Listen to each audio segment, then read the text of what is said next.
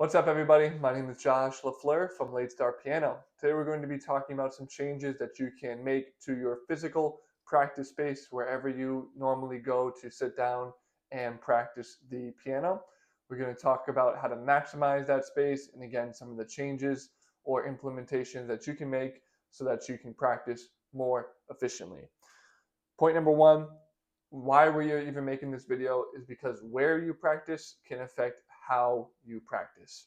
And this is really the premise or the hypothesis of this entire video, because your physical space where you are practicing affects, again, how you practice. If you think about like going back to school, if you were in school, even high school, college, whatever, if you were studying, in some areas you feel like maybe you studied better, you retain the information more compared to other areas. For example, some people, they like complete silence, right? Maybe you're the type of person that you did not like study groups, you only could study on your own, and you had to have the door completely shut off and everything kind of, you had to basically get locked away somewhere in some little dungeon, some little corner, and that worked for you. That was the best way for you to practice. Other people, they like to go to the library, they like to go to the coffee shop where there's a little bit more noise, a little bit more movement, and just overall activity going on around them. They felt like that was better for them. Other people, they like to go and study groups, right? So 3 or 4 people at a time, and they like to study together, ask each other questions, whatever. Same thing with the piano. You want to find your ideal practice space and eliminate the most amount of distractions as possible. So as far as piano, it's a little bit different, I find, than studying, because with studying, like those examples I gave you, some people like more crowded, busier areas, some people like more quiet areas. When it comes to the piano, you want to look for more quiet areas. So you probably don't want to be practicing outside on the piano, although that can have its benefits too. But more likely than not, you want to find a place where you're pretty alone, where you have privacy, and where you can really lock in and focus on whatever it is that you're doing. So that kind of leads me into point number two. Again, you want a more quiet spot where you can really lock in. And I'm fortunate enough where I have my own kind of office space, my own practice room. You can see the door behind me and this door over here. So when I'm practicing, both of those doors get shut and nobody's allowed in this room. So no pets in this room, no significant others, no friends, no family, whatever. This, when my practice time, that's for me. When I'm practicing, that's my practice time. Nobody else is able to disrupt that. So that would be something that you can look for as well. If you have a digital piano, something that you can move easily, try to move it into a room where there's not a lot of activity. If you don't have a dedicated room with actual physical doors, then work with what you got. You can hang up a curtain in the living room, maybe divide it that way. You can just try to find times where nobody's home. So maybe your significant other is at work, or maybe they're sleeping, or whatever. Then you can still practice without distractions. Whatever you need to do, you can kind of think about this based on your specific situation. But you want a spot ideally that's consistent.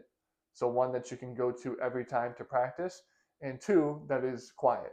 So nothing is going on around you, nobody's bothering you. Things like that would be ideal. Another thing you want to do is eliminate the physical distractions, but also the mental distractions. So anytime that you feel yourself kind of dozing off, maybe you're daydreaming, you're thinking about what you need to cook for dinner tonight, you're thinking about how you need to help your kids with their homework, you're thinking about some project that is due tomorrow for your job, whatever it is, whenever you have those moments, try to realize them as quickly as possible. So become conscious and aware that you're kind of dozing off. And then the second point is, once you do realize that you're dozing off, push that thought away immediately. So eliminate that, get back to focusing on what you're doing, focusing on the song that you're working on, the new skill you're trying to learn, the sensitivity in your playing. So how loud or how soft are you playing, the accents in your playing, all of those things. You need to be mentally aware of those so that you can improve them, right? That's all part of your technique. It's all part of your practice process. And you need to be aware of how you're playing so that you can make any adjustments that you actually need to. So again, you want to eliminate the physical distractions, people coming in, people talking to you, your pets jumping on your lap, and then also the mental distractions. So that includes daydreaming, that includes notifications on your phone, emails coming through, text messages coming through, things like that.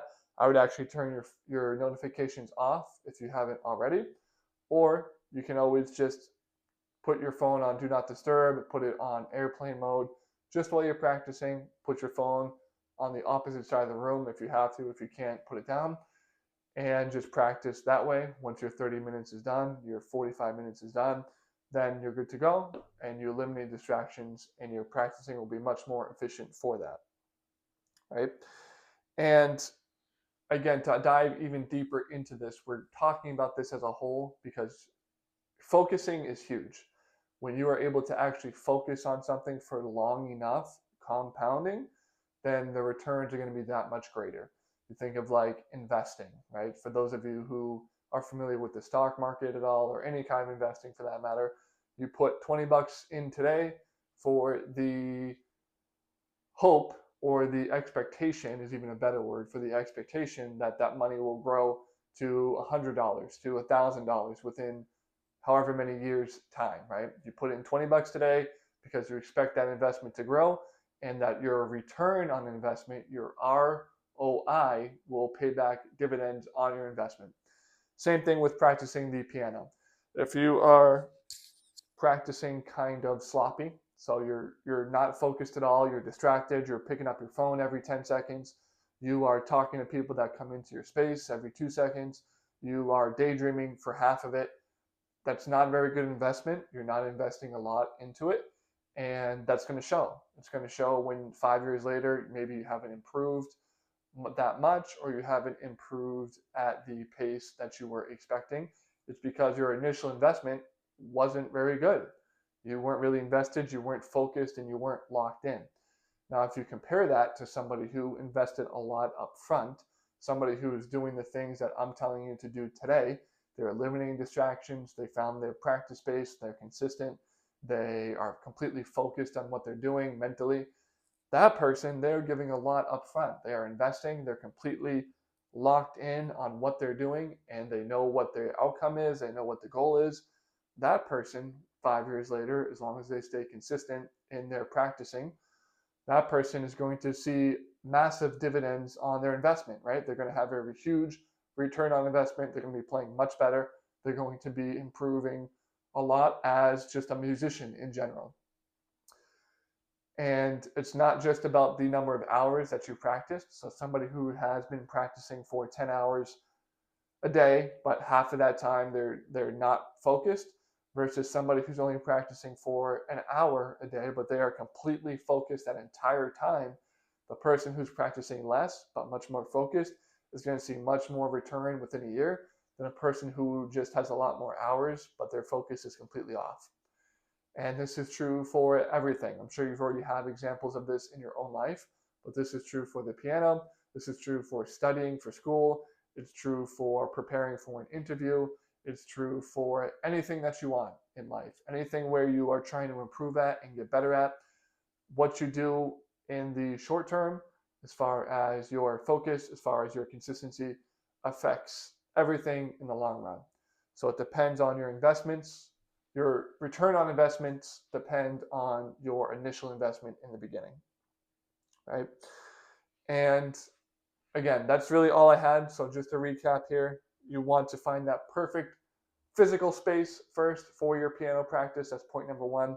So finding a space where you can be alone.